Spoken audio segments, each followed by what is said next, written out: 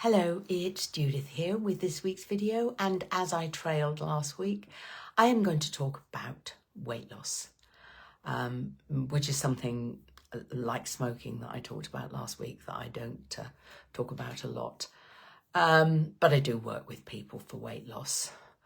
What I'm finding is people are coming more for health reasons, although I still do get some who, and I absolutely understand this, who just want to get back into the clothes they like and enjoy wearing.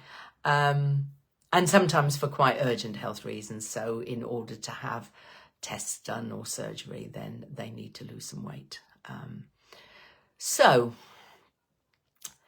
I think weight loss is a hard one for all of us, and I have loads of experience about this. I was overweight at 11 and have been variously the right weight and significantly overweight throughout my life. So it's a battle that I am very, very familiar with.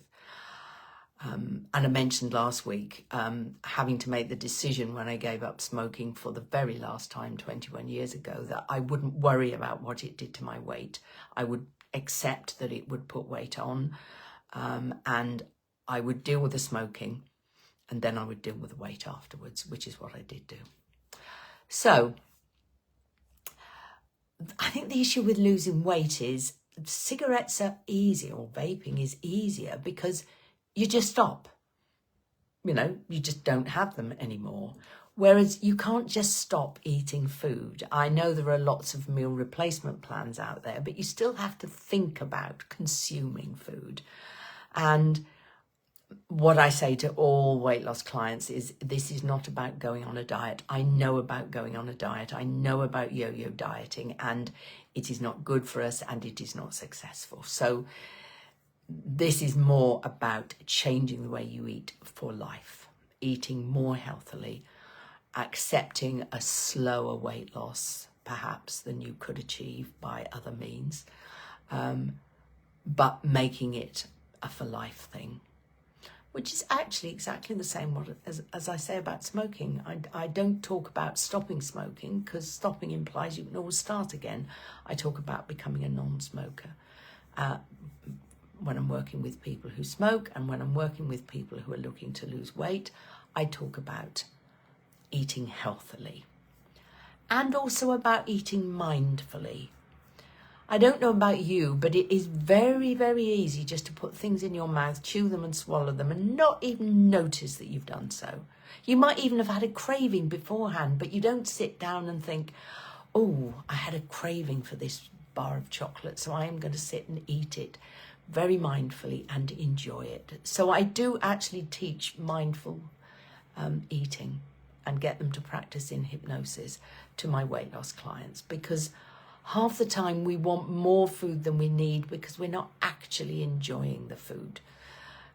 So when I talk about mindful eating, I'm talking about really just focusing on the food. In mindfulness, we do a very interesting exercise right at the beginning where you take a piece of fruit or something healthy, and you spend some time looking at it, you bring it up to your nose and you smell it, and then you gradually introduce it into your mouth and you notice the feel of it, the taste of it, and it's a while before you actually bite into it, and then you experience the true taste of it, and you take time to do that before you swallow. And it's a really good practice to help you slow your eating down. I'm as guilty as the rest of you, but we do tend to eat while scrolling on our phones, listening to something, watching something. So we're actually not getting the emotional benefit out of eating that a lot of us need. So eating's not just about survival and staying alive. It's about all sorts of other things as well. As with smoking, I have no magic wand. I can't just sort of, off it goes. I'll never want to eat a donut, a bar of chocolate, a bag of chips, a pizza, whatever, again. It is a question about building motivation, teaching good eating habits, mindful eating, but also talking about the practical stuff. For me, I think the battle is often in the supermarket, not at home. For me, that's partly because I live on my own, so I can have the house free of all the things that might tempt me. But even when I had a family, the battle is about what you choose in the supermarket or wherever you shop, whether you're personally there or whether you're doing it online. And even if you've got a family, eating healthily is good for everybody, and is good for your children to learn how to eat healthily. They obviously can have other things in moderation or larger portions if it's your husband, but there is absolutely no reason why you cannot, with a bit of negotiation maybe, change the diet of the whole family, with yours being a little bit more careful than theirs are. But, you know, and why would you want to do that? Well, you don't just want to be healthy yourself. You want your family to be healthy. You want your children to grow up healthily, and you want your partner to be with you for as long as possible, I'm assuming. So it's no bad thing. So it's all about healthy eating, mindful eating, boosting your motivation, and dealing with the cravings, the things that you find really, really hard not to eat.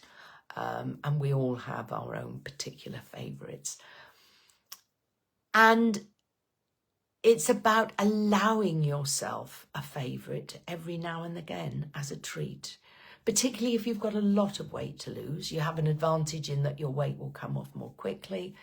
But if you've got a long haul ahead of you, then you can't not have the odd evening out, maybe weekend away, or the odd treat, and build around that. Because ultimately, when you've lost the weight you want to lose, you want to be able to eat healthily for the rest of your life, but just add in some things that give you pleasure and are not necessarily as healthy as what your basic diet is. And that's what's done the trick for me. My weight still fluctuates, but in a much smaller range. And my diet has been basically a healthy diet for some years. And occasionally I go a bit too overboard in terms of the things that I really want to eat, often for emotional reasons.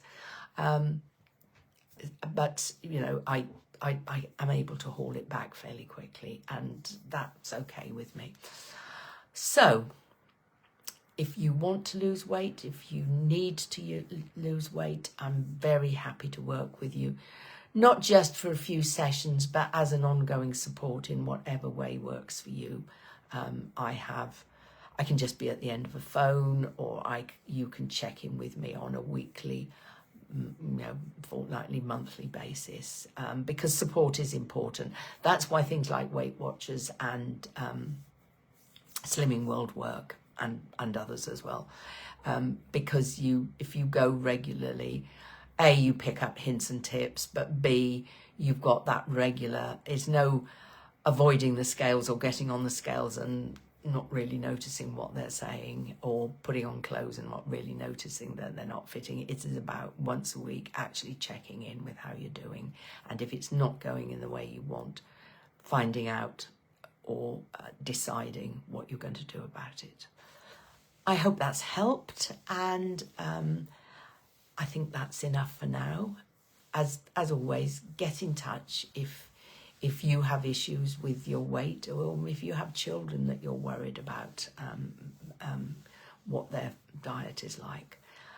Often with children we can end up with a very restrictive diet, and with adults as well. I've worked with both, where the desire has been to eat more healthily, but also to add in things that they just don't eat or wouldn't contemplate eating, but want to eat because they're healthy.